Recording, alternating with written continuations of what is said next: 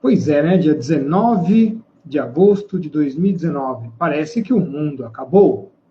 A discussãozinha de que a floresta amazônica estava inteirinha pegando fogo fez com que os céus de São Paulo estivessem completamente escuros.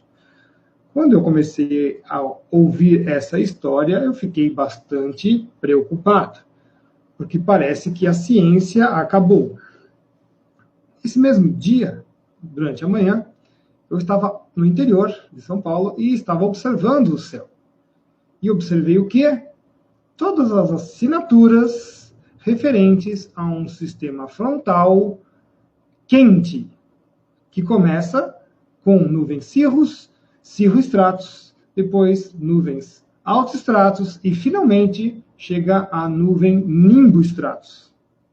Tá? Qualquer escola clássica de meteorologia sabe disso. Tanto é que a escola norueguesa fala sobre o ciclone extratropical norueguês. E eu acompanhei o dia inteiro isso e falei para os meus colegas durante o dia: nossa, hoje a atmosfera está extremamente didática para a gente dar uma aula de meteorologia. Porque a gente estava vendo todas as assinaturas de um sistema frontal quente, um ciclone extratropical maduro, continental, é uma coisa um pouquinho mais rara de acontecer, tá? Mas acontece, normal também.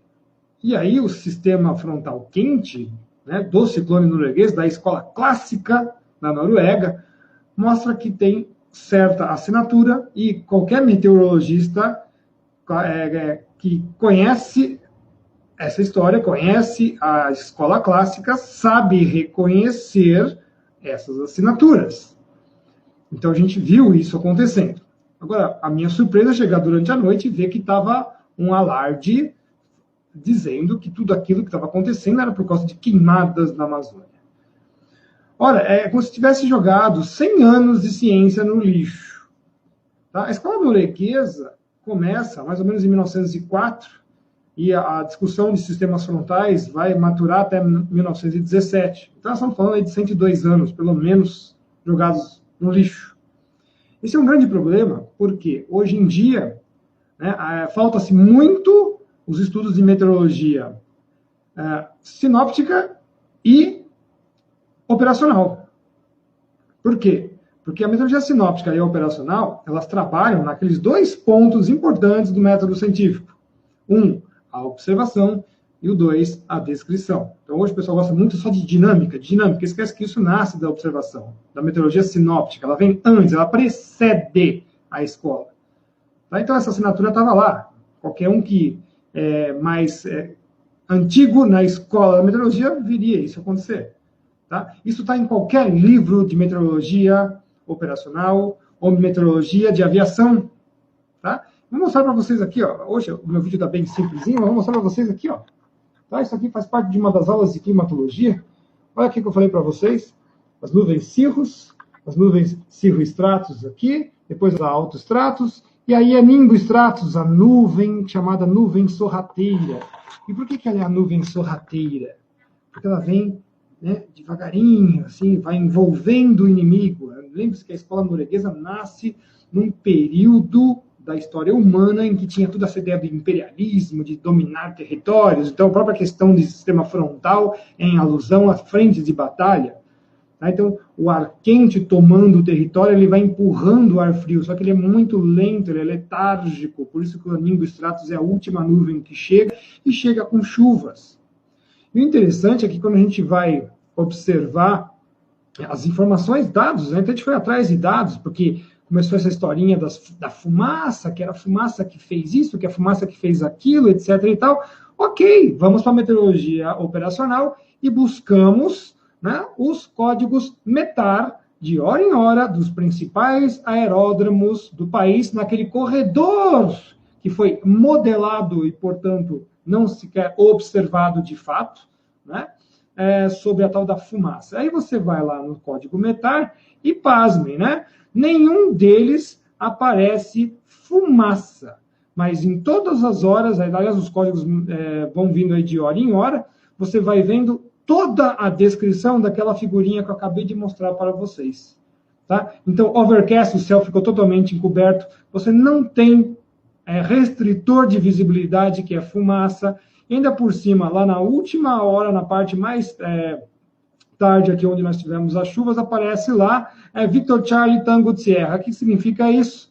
Então, tempestade nas vizinhanças, e aí aparece fio 030 CB, portanto, tinha um cumulonimbus também se aproximando aqui no aeródromo de São Paulo, Congonhas, para quem não conhece, SBSP, tá? Justamente porque, depois de chegar no nimbus stratus, nós entramos na parte do sistema ocluso, da frente oclusa, e a oclusão foi fria, tá? Oclusão fria, eu tenho até a figurinha aqui para mostrar para os senhores, tá? Oclusão fria está aqui, ó, vamos mostrar, tá?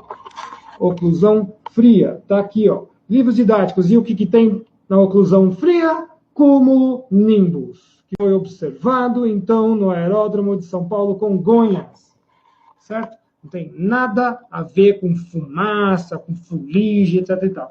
Ah, professor, mas será que teve um pouco de fumaça? Olha, eu viajei domingo, passei por 6 rodovias de São Paulo e só tinha foguinho em mato.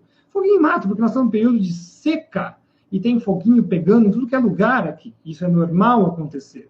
Tá? E é normal acontecer também no centro-oeste, inclusive na floresta amazônica, que nesse período passa pelo período de seca. Agora, dizer que a fumacinha vem de lá e veio fazer esse problema aqui, isso não tem nada a ver. Tá? E aí nós vamos seguindo todos os códigos METAR nesse rastro da fumaça da Amazônia. Né? Só Corumbá disse que tinha fumaça, provavelmente algum incêndio próximo do aeroporto. O resto, nada.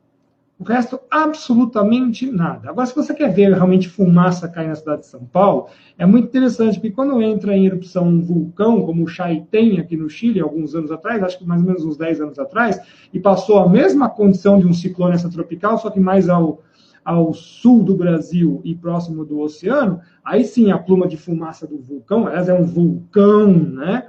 Veio precipitar até aqui em São Paulo.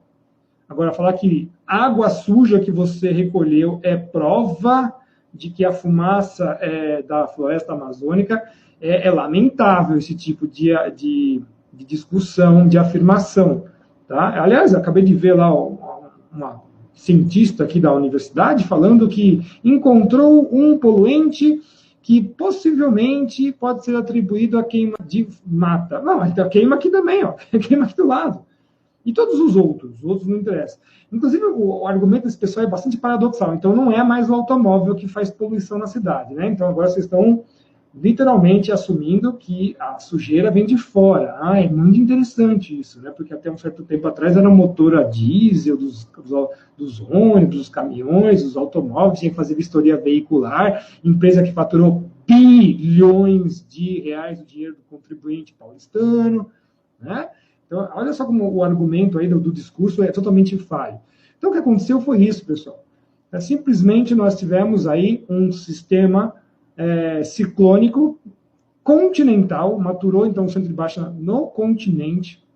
Portanto, o pivô aconteceu em cima do estado de São Paulo, certo? O setor frio entrou pelo continente, o setor quente desceu aqui sobre o estado de São Paulo. Para quem estava fora de São Paulo, então viu isso mais nitidamente, toda a assinatura do ciclone extratropical continental da velha escola norueguesa, aquela coisa que a gente aprende na parte da aula da meteorologia clássica. Então, o pessoal da meteorologia velha guarda jamais cairia nesse conto do vigário de falar que fumaça, fumaça, fumaça.